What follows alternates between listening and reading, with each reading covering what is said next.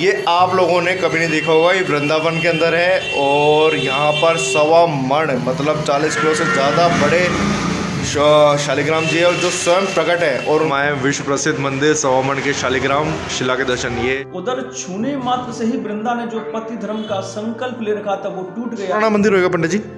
शिला तो भगवान के समय की शिला देख रहे हैं, लेकिन मंदिर 500 वर्ष पुराना है। Let's take it slow, where you go, I go. तो गाइज आज हम आए हैं विश्व प्रसिद्ध 1.25 मण के शालिग्राम जी के शिला के दर्शन करने। ये आप लोगों ने कभी नहीं देखा होगा। ये वृंदावन के अंदर है और यहाँ पर 1.25 मण मतलब 40 किलो से ज़्यादा बड़े शालिग्राम जी है और जो स्वयं प्रकट है। और उनके साथ बलराम जी भी है और उनके मुख भी हैं, आँखें भी हैं। और ये 500 साल से पुराना मंदिर है। आप देखकर हैरान होने वाले हैं। वाकई में आप देख के हैरान होने वाले हैं और आपने आज तक ऐसे दर्शन नहीं करेंगे। मैं पंडित जी से निवेदन करूंगा कि वो उसके बारे में थोड़ा सा आप लोगों को बता दें। आपको उसकी पूरी कथा सुनाए कि कैसे कैसे इनका प्राकट्य हुआ, कैसे ये इतने बड़े शालिग्राम जी जो हैं किस रूप में है, क्या है, आपको सब पता दे। हो सकता है बता दे और हमें भी सुनने को मिल जाए। तो चलो चलते हैं अंदर। चलो अंदर चलते हैं और थोड़ा आपको दर्शन कराता हूँ। थोड़ा क्या पूरा दर्शन कराता हूँ अगर उनकी आज्ञा हुई तो। और आपको दिखाता हूँ विश्व प्रसिद्ध शालिग्राम जी। ये देखिए मैं आपको दिखाता हूँ। सामने देख रहे हैं विश्व प्रसिद्ध मंदिर 1.25 मण के शालिग्राम शिला के दर्शन।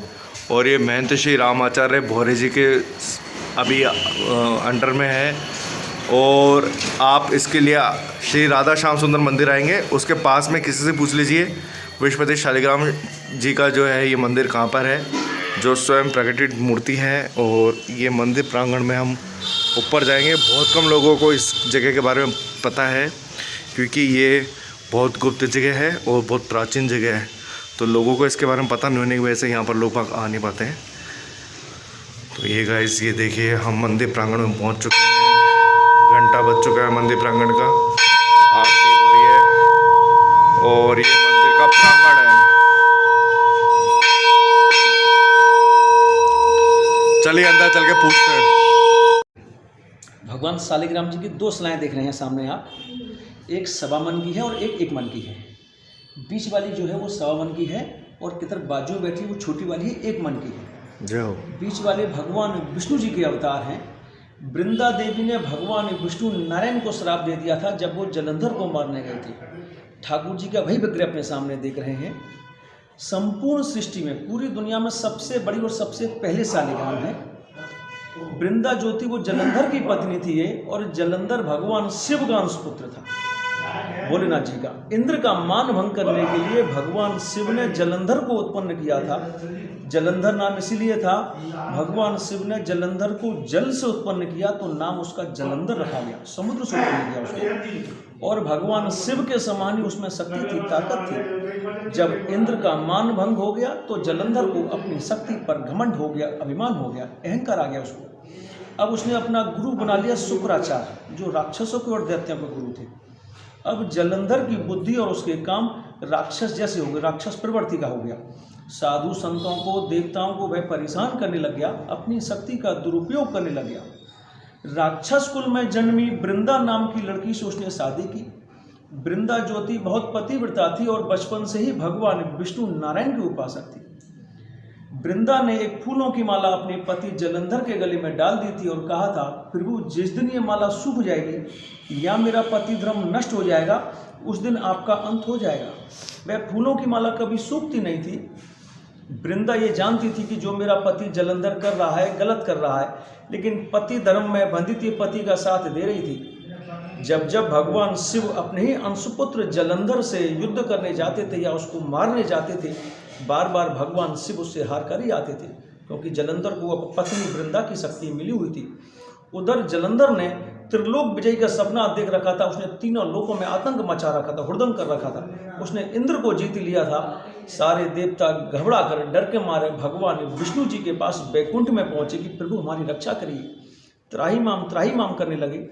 जब भगवान विष्णु जलंधर को मारने के लिए जा रहे थे तो माता लक्ष्मी जी ने उनको रोक लिया, जो विष्णु जी की पत्नी है। उन्होंने कहा कि प्रभु मत जाइए, जलंधर मेरा भाई है। क्योंकि लक्ष्मी जी थी ना, वो भी जल से, समुद्र से ही उत्पन्न थी। दोनों में बहन भाई का संबंध था। तब भगवान विष्णु जलंधर को मारने नहीं गए उन्होंने सभी देवताओं से मना कर दिया कि भाई मैं नहीं जा सकता हूँ। सारे देवता बोले कि प्रभु ऐसे नहीं मरेगा, जो उसकी पत्नी है वृंदा, प्रभु आप उसके पास जाइए, आप उसका सतीत्व नष्ट कीजिए, आप उसका पति धर्म नष्ट कीजिए, जिससे जलंधर की शक्ति कम हो जाएगी और हम उसको मार देंगे। तब भगवान विष्णु जलंधर का रूप लेकर वृंदा के पास पहुँचे और जैसे ही वृंदा ने अपने पति रूप में भगवान विष्णु को देखा तो वृंदा ने समझा कि मेरे पति भगवान शिव से युद्ध जीत कर आ गए हैं। वृंदा अपने महल में से दौड़ी दौड़ी आई, उन्होंने जाते ही चरण छू लिए। चरण स्पर्श करने ही मात्र से वह पहचान गई मेरे पति नहीं है, पतिव्रता थी वो। हाथ जोड़कर विनती करने लगी, प्रभु आप कौन हैं? आप मेरे पति नहीं हैं, आप अपने असली रूप में आ जाइए। तब भगवान विष्णु नारायण अपने असली रूप में आ गए। भगवान को देखकर वृंदा प्रभु से बोली कि प्रभु आज आपने मेरा पति धर्म नष्ट कर दिया, आपने मेरा पति धर्म नष्ट कर दिया, मैंने किसी गैर पुरुष को, दूसरे पुरुष को छीन लिया है। उधर छूने मात्र से ही वृंदा ने जो पति धर्म का संकल्प ले रखा था वो टूट गया और जो जलंधर के गले माला थी वो धीरे धीरे सूखने लगी। इतने में ही भगवान शिव ने अपने त्रिशूल से जलंधर का वध कर दिया और गर्दन कट के आके उसी क्षण वृंदा के चरणों में आके गिरी।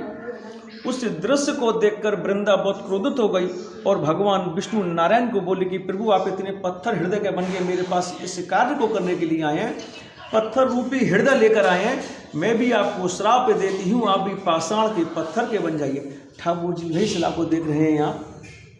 चूंकि भगवान ने छल कर कर माया कर कर वृंदा के पति जलंधर को मरवाया था तो वृंदा से बोले, हे वृंदा मैं तेरे पति धर्म से बड़ा प्रसन्न हूँ, मुझसे वर मांग लो, मैंने पाप किया है, छल किया है। वृंदा रोते हुए प्रभु से बोली कि प्रभु मैंने तो आपको अपने पति रूप में देखा। वृंदा ने अपने पति रूप में देखा और प्रभु आपने माया करके मेरे पति को मरवा दिया, मैं कहाँ जाऊँ, मेरी तो सारी दुनिया ही उजड़ गई। तब भगवान ने स्वेच्छा से अपनी मर्जी से वृंदा को वरदान दे दिया कि तुम जड़ बन जाओ, तुलसी बन जाओ। वृंदा ही उसी समय तुलसी बनी थी, उससे पहले हमारे ब्रह्मांड में तीनों लोगों में तुलसी नहीं थी। आज भी तुलसी सिर्फ हमारे मृत्यु लोक धरती पर ही होती है और दोनों लोकों में तुलसी आज भी नहीं होती है। ऊपर स्वर्ग में भी तुलसी नहीं होती है, ना ही नीचे पाताल लोक में तुलसी होती है। शालिग्राम भगवान की भी प्राण प्रतिष्ठा नहीं होती है, जो स्वयं प्रकट होते हैं, आज भी स्वयं ही प्रकट होते हैं। नेपाल में गंडकी नदी है, वहाँ से शालिग्राम जी निकलते हैं। शालिग्राम प्राण प्रतिष्ठा न वैद्यते, भगवान विष्णु के साक्षात अवतार हैं। जो नेपाल में गंडकी नदी बहती है वो गंडकी भी भगवान ब्रह्मा जी की मानस पुत्री थी। भगवान ब्रह्मा जी ने गंडकी को मन से उत्पन्न किया, इसलिए उनको मानस पुत्री बोलते हैं। ब्रह्मा जी ने 100 पुत्र पुत्रियों को मन से उत्पन्न किया, उसमें से एक गंडकी भी थी। और गंडकी ने भी हजारों साल तक भगवान विष्णु नारायण की तपस्या करी। जब भगवान विष्णु उसकी तपस्या से प्रसन्न हुए, प्रकट हुए, पूछा गंडकी क्या चाहिए, तब गंडकी ने हाथ जोड़कर प्रभु से प्रार्थना करी कि प्रभु मेरी इच्छा है कि आप मेरे गर्भ में से पैदा हों।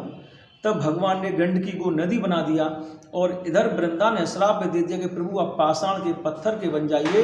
तब गंडकी के अंदर से भगवान विष्णु शालिग्राम शिला निकलती है। क्योंकि आप घूमने के आए हैं, जगह का नाम है वृंदावन, नाम के अनुरूप ही था। वृंदा माने तुलसी, तुलसियों का वन, तुलसी बहुत हुआ करती थी यहाँ पर, आज भी तुलसी बहुत हुआ है।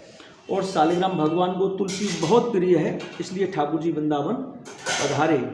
बोलिए शालिग्राम भगवान की जय हो। जय हो पंडित जी महाराज, आपने हमें बहुत अद्भुत ज्ञान दिया और इसके लिए आपको कोटि कोटि बार नमन। और इसी बहाने हमें इनके बारे में पता लगा। भगवान के आप देखें, ठाकुर जी के मुख और आंख इनके सब कुदरती बने हुए हैं। इनके जो बगल में छोटे वाले विग्रह हैं ना, भगवान शेषनाग जी के अवतार हैं।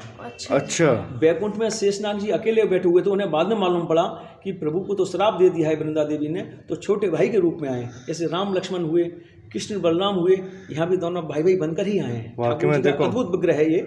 मुख है, देख दोनों के मुख हैं, बहुत सुंदर, बहुत सुंदर, बहुत ही अद्भुत। तो गाइस ये थे, और ये मंदिर है हमारे सामने हनुमान जी महाराज, सामने हनुमान जी और गरुड़ जी हैं, गरुड़ जी महाराज हैं। और ये मंदिर प्रांगण है। ये कितना पुराना मंदिर होगा पंडित जी?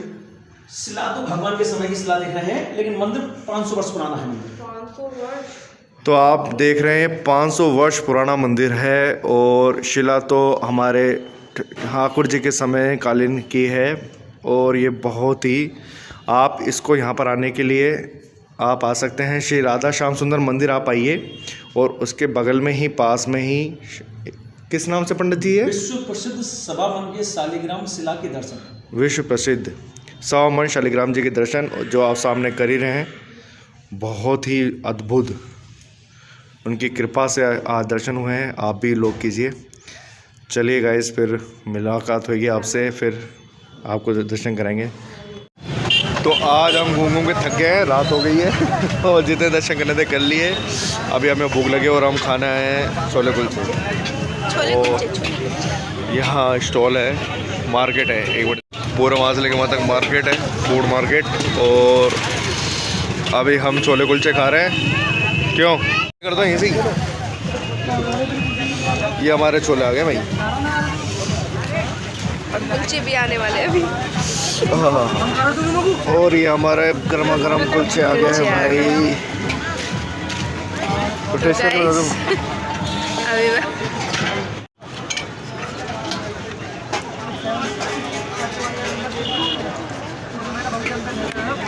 कभी आपको फास्ट फूड खाना हो तो यहाँ पे ज़रूर आके खाइए। रंगनाथ जी का मार्केट, रंगनाथ जी का मार्केट है, यहाँ पे ज़रूर खाना। बड़ा ही टेस्टी फास्ट फूड मिलता है। तो गाइस आज का ब्लॉग यहीं तक था। अभी तक के लिए बाय, बहुत थक गए हैं। फिर अभी हम कुछ पेट पूजा करके फिर घर जाएंगे। Bye, good night. Bye, good night, Radhe Radhe. Radhe Radhe to everyone.